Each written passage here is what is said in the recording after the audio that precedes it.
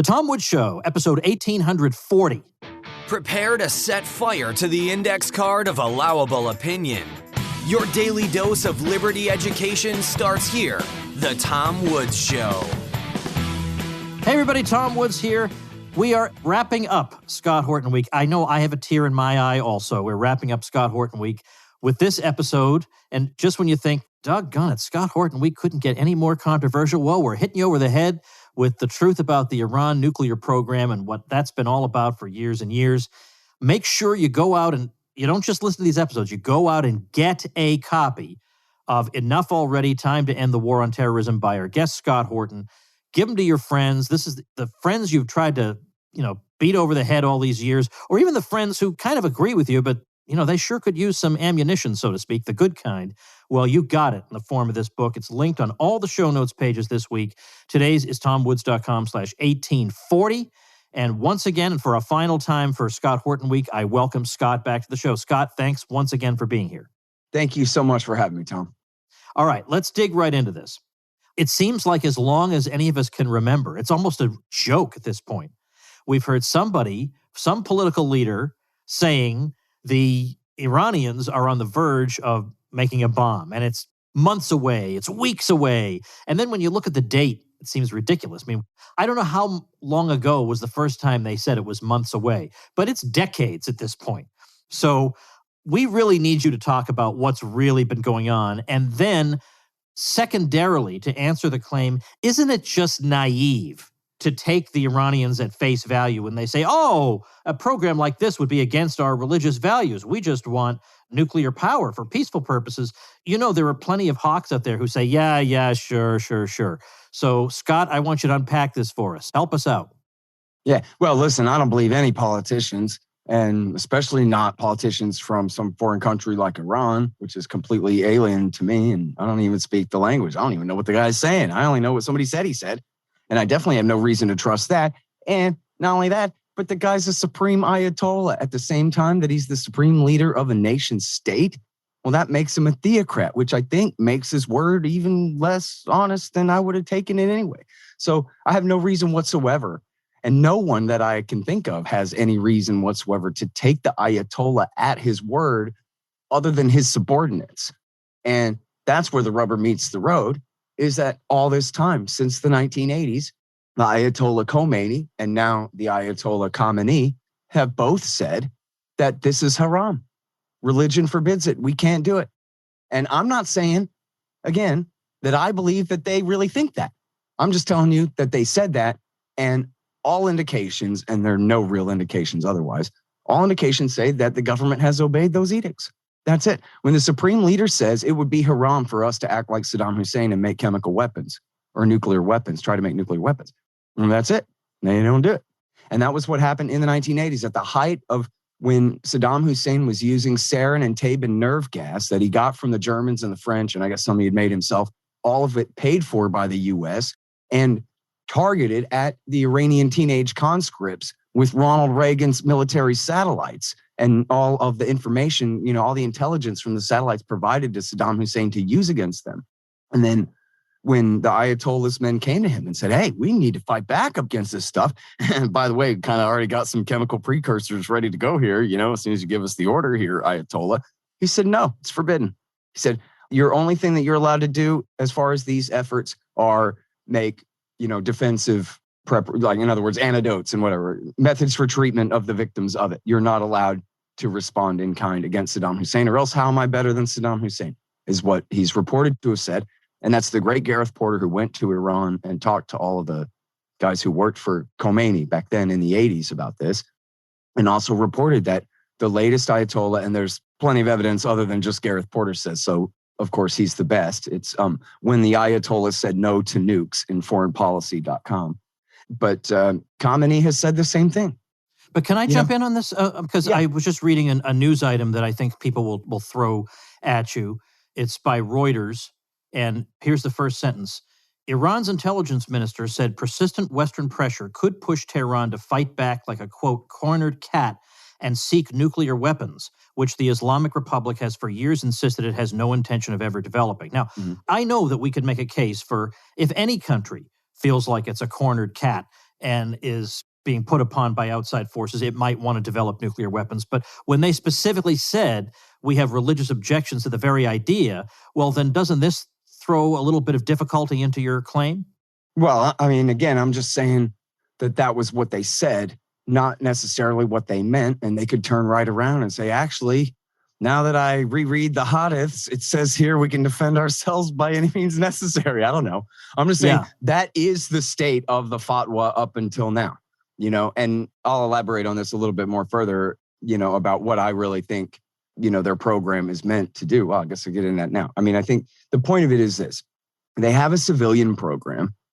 And, to change the subject from just what the Ayatollah said to the reality of the situation here, they have a civilian program, but they are signatories to the Non-Proliferation Treaty since '68. So every part of their civilian nuclear program is safeguarded by the IAEA as per their signature to the NPT. And so they have mastered the fuel cycle. They've shown that they know how to convert uranium ore to yellow cake, semi-refined ore, I guess, which then they have to convert to uranium hexafluoride gas, which is then enriched to separate out the 238 and leave the sweet stuff, the 235, and that you use to make electricity or kill people with. So the thing of it is they've proven that they can do that. And so I think what that means is that you could put them in the exact same category as Japan, which is that they have a latent nuclear deterrent. They have proven that they know how to enrich uranium, which shows that, if they wanted to, they could enrich up to weapons grade, which really needs to be about 90% purity. I mean, Hiroshima was about 80-something percent, 235, but typically a uranium bomb would be above 90% purity of 235. And they're showing that they could do that, and so don't mess with them, right? I'm carrying a handgun, and I got a pocket full of bullets. Now, why are you going to try to provoke me into putting bullets in my handgun here when we were just standing around? Right? That's the message.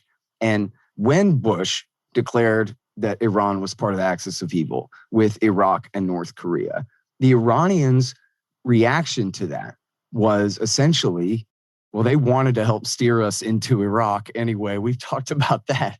But as far as their nuclear program goes, they said, hey, our hands are up and our books are wide open. Don't shoot. You can't shoot. Look at how high in the air my hands are.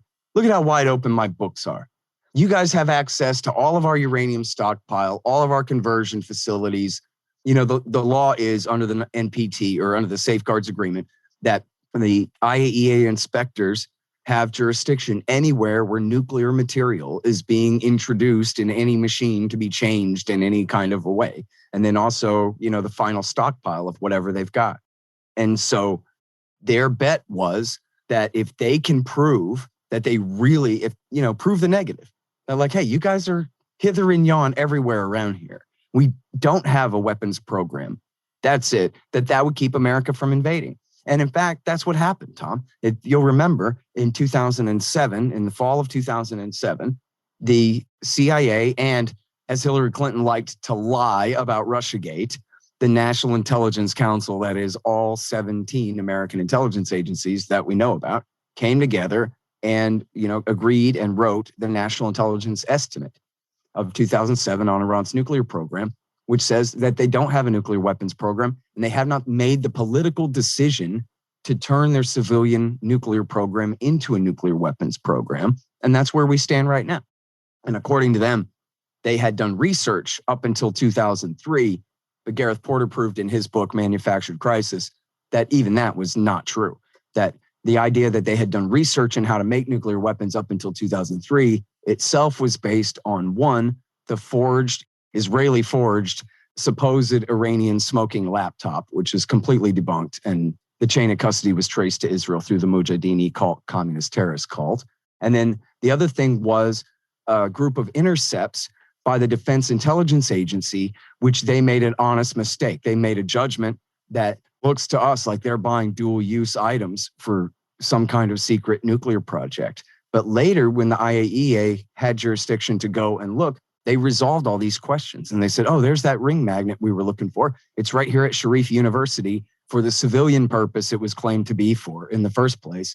And then the few other examples, and the IAEA resolved that Those dual-use items were for their innocent civilian purpose. It was not part of a secret project to build a bomb, even though, as Gareth says, the DIA didn't seem to be lying. They were making their best guess estimate that like, hey, it looks like something suspicious here, boss, kind of a thing. But it turned out to not be true. And that's the only thing that the accusation that they were even researching how to make nuclear weapons up until 2003 was based on. But then, Tom, it's in George W. Bush's memoirs, and I quoted in the new book that he talks about essentially crawling on his belly before the Saudi king and begging His Majesty's forgiveness because the CIA really screwed him on this by telling the truth. And then he complains to the reader, how was I supposed to launch a military action against a country that my own CIA was telling me didn't even have a military nuclear program in the first place? God dang it. So there it is. The CIA stopped the war by telling the truth. And George Bush later complained, man, if they hadn't told the truth, I would have been able to start the war I wanted to start. Well, ask them. But isn't that weird, Scott, that isn't this the same CIA? Like, aren't these the same intelligence people who screwed up Iraq so badly? I mean, how do we account for that? Well, I think that's the answer, right? Is they mostly screwed up Iraq, and they certainly tortured al-Libi and Zubaydah into pretending Saddam was friends with Osama. And they lied about many of the aspects of the weapons of mass destruction case.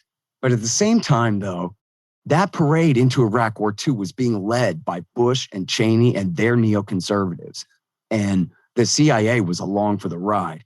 Cheney and Libby made 14 visits out to CIA to pick on the analysts. You know, hey, nerd, where's my Iraq intelligence? Come on with it. Why are you guys not, giving up the goods that we need so we can launch this war, and really pressuring them? And Newt Gingrich, also, who is a member of the Defense Policy Board with the neoconservatives, would go over to the CIA, the former Speaker of the House, would go over there to the CIA and pressure them as well. And they did give in. I'm not acquitting them. I'm saying they're guilty. But I'm saying the context here is that, as we discussed before, the neoconservatives over at the Office of Special Plans and at the Policy Counterterrorism Evaluation Group were digging through the CIA's trash, putting together whatever they could that the CIA would not stand by, and anything that they could to spin up a case of weapons of mass destruction and ties to Al-Qaeda. And those were the talking points that really were at the forefront of the White House Iraq group and the rest of the official, public relations push to get us into the war. And then the whole time, when even after all of their lies were being debunked, after the inspectors spent months, the inspectors went back at the end of November, maybe earlier than that. They spent months going to all the sites that the Americans told them to go to, and there's no weapons anywhere. And the whole time that the inspectors couldn't find anything, et cetera, et cetera, et cetera, the Bush administration kept saying, yeah, but we have the CIA. We have intelligence. And what they say is unimpeachable. We know Saddam's hiding the weapons. How do we know he's still hiding them? Because we know he has them and he's not delivering them. George W. Bush said, we know what it would look like if he decided to tell the truth. He would come and bring the weapons to some parking lot or something and give them up. And he hadn't done that. And that means that he's guilty. And we know it because the CIA says so. Then, as soon as the war began and they couldn't find any of the weapons of mass destruction, they were, well, I guess it's all the CIA's fault. They're the ones who said that they had the weapons. When this whole parade was really led from the top all along, and they were dragged along, invoked as the reason that we all had to believe it, and then blamed for it all when it wasn't really true. And so, again, of course, they are guilty as far as that goes. They lied about the aluminum tubes and, a lot of the things. But to say that George Bush was just sitting around one day and then the CIA came to him and said, oh, no, it's an emergency. Saddam's going to team up with Osama and attack us if we don't stop him first, boss, is a total lie. And in fact, Vincent Bugliosi, who prosecuted Charles Manson, he wrote a book called The Prosecution of George W. Bush for Murder, where he says that, look, actually, if you look at what the NIE of 2002 says, it says that the CIA judges that Saddam would never attack the United States with chemical weapons, except perhaps if we were closing in on Baghdad.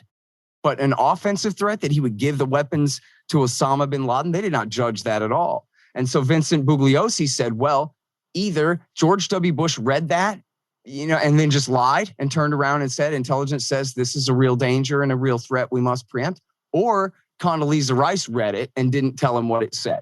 if you accept that George W. Bush has about a fourth grade reading level and probably couldn't get through an NIE, his Condoleezza Rice, the way Bill Gliosi put it was, let's indict Rice. And then if she wants to say, no, he read it, then we'll let her go and prosecute him. But that was what it said. The CIA didn't say, oh, no, Bush, you better preempt this terrible threat to America. They did say, okay, yeah, they got some chemical weapons somewhere probably. You know what I mean? And then they took the rap. So now it's 2007 and Bush and Cheney are trying to push us into a war with Iran. And then the CIA figures they're going to take the rap for it at the end again. And they decided that no, or maybe it was just revenge. You know what I mean? I don't know. But I'll tell you, it was, oh, you know what? This is part of it, was Thomas Fingar, who was the chair of the National Intelligence Council. He came from the State Department, Bureau of Intelligence and Research. He wasn't CIA. So the National Intelligence Council meant the 17 agencies had to agree. And he knew what the truth was. Fingar wasn't about to toe Dick Cheney's line. They were so pissed that all their intelligence, the State Department's INR, that all their intelligence had been thrown out. All their cautions and all their caveats had all been ignored about the weapons before Iraq War II. And so I think it was Thomas Fingar is the real hero here. And he essentially, I don't know exactly what the CIA was going to do, but they certainly went along with his plan to tell the truth that time. Hey, everybody, let me just get a word in here to thank our sponsor, Merck Research. I am sure many of you are tired of hearing there's going to be a stock market crash just around the corner every day for the last 10 years. Well, our friends over at Merck Research provide unbiased monthly analysis on the economy and stock market. And through a consistent set of easy-to-read charts and frameworks with written analysis, these monthly reports provide an intellectually consistent view on the market and economy. You can download the PDF chart books with analysis or watch the video voiceover walkthrough. Their goal is to help you better understand what's really going on and ultimately to help you make better investment decisions. Almost all financial media, like all media, has become fear-mongering clickbait. And if you're tired of the nonstop and inaccurate doom and gloom and want an objective and insightful summary of what's going on in the market and economy, go over to tomwoods.com/research for a no-risk 3-month free trial. And it's only $20 a month after that. So for your no-risk 3-month free trial, check it out at tomwoods.com/research. All right, now let's talk about, I don't know how much there is to say, but I feel like I want to bring things up to date here. How long ago was the first time you're aware of that we heard it said that Iran was not just seeking a nuclear weapon, but was X number of months away? Because I just want to know how ridiculous it is to be still saying it. Okay, the first one that I know of is Shimon Peres in 1992. 1992. Okay, so almost 30 years. Right. And the first time Netanyahu said it was in 95. And then, I don't know if you remember this, Tom, from Iraq War II. They called it the Friedman Unit because Thomas Friedman would always say, the next 6 months here are going to be crucial and decide whether things work out or not. And he would always just kick the can down the road another 6 months. And they go, oh, it's a Friedman Unit, the 6 months. This is one of the things that they invoke all the time. A month away, 6 months away, a year away, and then, or less. And then as Tony Blinken, the new Secretary of State, said, last week, that they're just weeks away from a nuclear weapon. Okay, so this just isn't true. I can explain all this. It's a lie, and it's a lie cooked up in Tel Aviv because they have a policy since the early 90s that they don't like the Ayatollah anymore. They didn't break up with the Ayatollah after the Iranian Revolution. They backed Iran the whole time America backed Iraq in the Iran-Iraq War.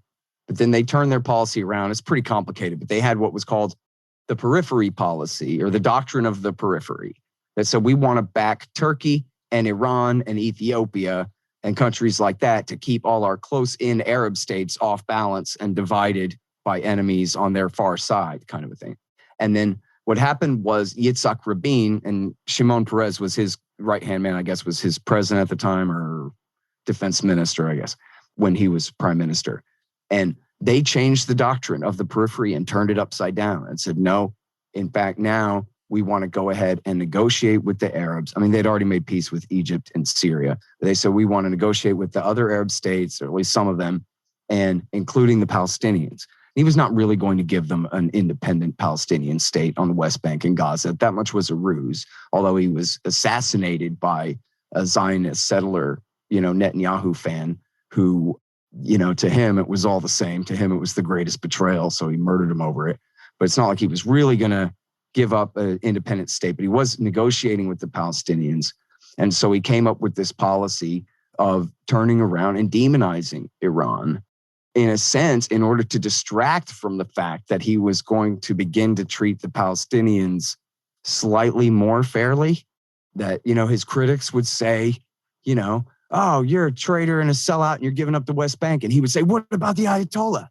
Right. But then after he was assassinated, then every Israeli prime minister since then has been determined to not give up any of the West Bank and Gaza. They keep it all for themselves. They would rather have a peace process that lasts from now until the 22nd century and never goes anywhere. You can call it whatever you want. They're stealing that West Bank. And if you say anything about it, they go, what about the Ayatollah? And so they'd take, what Yitzhak Rabin had done in changing the policy around, but with this more cynical twist on it. And so part of that then is the pretension. And you can find this, I'm not sure. I'd have to go back and find an original footnote. I know Scott Ritter writes about this in his book, Target Iran, although he's not the most quotable source these days. But the policy was that for Iran to have any nuclear technology at all is, ready for the magic word, tantamount to them having a nuclear weapon. See, tantamount. You can do anything with tantamount. Wow, what a great word. This is tantamount to that. Why? Because I say so. And then that's it. And then I'll tell you what your policy is based on that too. And then, so the idea is, I guess, that, Truman made this mistake with the Soviet Union and Johnson made this mistake with the Chinese. And we will not make the mistake of allowing this country to get nukes before we nuke them first, before we go to war against them and prevent them from getting one, because Israel says so. And so even when the Americans sat back and let China get nukes, I mean, obviously if they'd invaded, then they'd had a fight with the Russians to deal with and everything. But still, the idea is we absolutely must never let Iran possess nuclear weapons at all. And then that becomes the excuse for all of the sanctions and all of the politics that persecute Iran and keep them essentially out of the community of nations or international community or, whatever they want to call it. It keeps them, especially economically, out. And it's important too that the Israelis have this alliance with the Saudis, which also like seeing the Iranians unable to sell their oil to the world. They have their own interests. And as we talked about, Iraq War II empowered Iran in the region so much that the Saudis are spitting mad about it. And anything that can be done to limit and hem them in the name of nuclear weapons or whatever you got, they'll take it and they'll push really hard for that policy too. And so there's really nobody that speaks for Iran's side of this. And after all, they are ruled by the supreme Ayatollah, who is in part a cruel dictator and in part a very, very lousy little R Republican. It's not really an outright dictatorship. They do have regular elections and parliaments and houses of this and that, but it's a very flawed republic, although look who's talking when it comes to that kind of thing. But, back to the actual nuclear program itself and what could or couldn't be done with it. The Israelis know good and well. And in fact, in 2007, when the CIA told the truth, Mossad did too. When they were put on the spot, you can read it in Haaretz, that Mossad agrees with the American CIA and National Intelligence Council that they're not making nukes and that they haven't even researched how to make them since 2003. They never had a bomb program to make one ever. That's according to the Mossad themselves. When they're not lying about it, they admit that that's true. So again, the whole thing is safeguard. So what they have then is a stockpile of low enriched uranium, 3.5 to 3.6%, that they use to, convert into fuel rods to run their electricity reactor. Occasionally, they enrich up to 20%, which is sort of a show of force a little bit to show we could go up to 90, but also it's to make fuel plates, these plates that are targets for their medical isotope reactor that Gerald Ford had built for them in the 1970s. It's in Tehran, and they make, how they have radioactive dye to monitor people's endocrine systems or whatever it is, the special tests that they do, and also cancer, radiation for cancer treatment. So they use it's a medical isotope reactor. So, and then under the JCPOA, the Iran deal of 2015, essentially all they did, Tom, for all the hype, they essentially added some additional protocols to their safeguards agreements, or safeguards agreement with the IAEA. some what do they call them? Subsidiary arrangements. And all these mean is they expanded inspections vastly, and they put new limits on the program. So now, I forgot the exact numbers, but they cut down, for example, by about 1/3 the number of spinning centrifuges at the Natanz facility.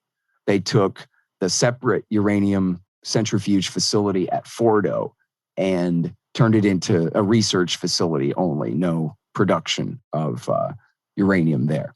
Then they expanded inspections even to their mines and the factories where they make their centrifuges, although I don't know what's the point of that. I guess to keep tabs so that you can't argue that they have a secret parallel program somewhere because we have a count of all the centrifuges they've made between this period and that period, that kind of deal. And, they poured concrete into the Arak nuclear reactor, so it's completely ruined and could not even conceivably make plutonium waste that could be refined of its impurities to make a plutonium bomb. And they don't even have the facility to refine that ore anyway. Even when that thing was running, the Russians would have to come and take the old plutonium out and take it with them back to Russia to reprocess. And so there was a plutonium path to the bomb that they never even had that's even more closed off than it was before. And then, so once Trump broke the deal at Netanyahu's behest, of course, in 2018, the Iranians, this is actually in the deal. They made sure that this was in the deal, that America left the deal. America broke the deal, abrogated the deal, violated the deal, ended its participation in the deal. Well, in the deal, it says that Iran, if that happens, they can stop abiding by restrictions in the deal, at least certain ones, in order to get the Americans back in it again. And that's exactly what they've done. So in other words, they have not said, oh yeah, you withdrew from the deal, then we withdrew from the deal. They haven't done that. They've stayed in the deal because the deal, by the way, I should explain, is signed with the rest of the UN Security Council powers. So Britain, France, and Germany, and Russia and China, are signatories to the thing. And so Iran still has a deal with them, if not with us. But they have stopped abiding by some restrictions, and they're building up their stockpile of low enriched uranium. And this is where Tony Blinken gets to play semantics and pretend that he's not just outright lying to you, Tom, is because he's saying, well, forget weeks. That's an outright lie. Forget that. But some of the rest of them, when they say 6 months or a year or whatever, what they're referring to is what they call breakout time. But the thing is, breakout time is just an arbitrary category, an arbitrary definition that these kooks made up, and it's really quite an unfair one. What they call breakout time is the time that we believe if they were working really hard, it would take for them to get enough weapons-grade uranium to make one bomb. But that's not what it takes to make a bomb. You still got to machine the ore into, or, machine the metal or convert it to metal, and then machine that into just the right shape, hemispheres for a gun-type nuke, for the most simple kind of gun-type nuke. If they're going to make an implosion bomb, you're talking far more complicated and years of research in figuring out how they're going to get that to work. That's not ready-made things. The only easy way to set off a nuke is a gun-type nuke, which is also huge and extremely difficult to deliver for a country like Iran. I guess I could put it in the belly of a airliner and try to pretend to be a civilian flight or something. I don't know how they could strap it to the back of a flatbed truck. And then, of course, everybody knows that a year, Tom, is plenty of time for America and Israel to carpet bomb not just Natanz and Fordo, but Tehran too, if it came down to that. And they've sworn over and over they would. I'm always talking about that quote from Barack Obama where he tells Jeffrey Goldberg that, yeah, you're right, Jeffrey Goldberg, overthrowing Assad would be a great way to hurt Iran, in the Atlantic magazine in 2012. That's why we're supporting Al-Qaeda there. Okay, I'm paraphrasing. But that article, that comes from an article that's titled, As President, I Don't Bluff. And the whole purpose of the interview, actually, is Obama begging Jeffrey Goldberg to tell Israel for him that he promises, and he really, really, really means it, that he's not trying to help Iran get a bomb here, despite what you may have heard in right-wing media. He's trying to preclude them from ever getting a bomb by locking down their program double than ever before. And like I say, it's completely unnecessary. They already had a safeguards agreement with the IAEA. And as Mohammed El-Baradei said for 12 years straight or something, we have continued to verify the non-diversion of nuclear material in Iran to any military or other special purpose. We see no evidence or indication of any military activity of a nuclear nature going on in this country whatsoever. It just ain't so. So in other words, and the way I try to describe the sort of like a Mexican standoff sort of a deal a little bit, I guess, in the way I try to describe it in the book is the deal is they're saying that, look, we'll never make a nuke, so don't bomb us. But if you do bomb us, then we'll probably make a nuke. And so that's why not to bomb us. Because in fact, America doesn't have what it takes to invade Persia and conquer it and change the regime and all of these things. It ain't 53 anymore, and it ain't 2003, and Iran ain't Iraq. And so that's off the table. So if we start a war with them over a civilian nuclear program, then they'll turn it into a weapons program, I think is, what's really going on there. And that quote, I saw that quote that you mentioned about the cornered cat and all that. And I would say that, if you look at that carefully, it's a pretty abstract situation the guy's describing. He's not saying that we're talking about making a change in our decisions at this time or any kind of thing like that.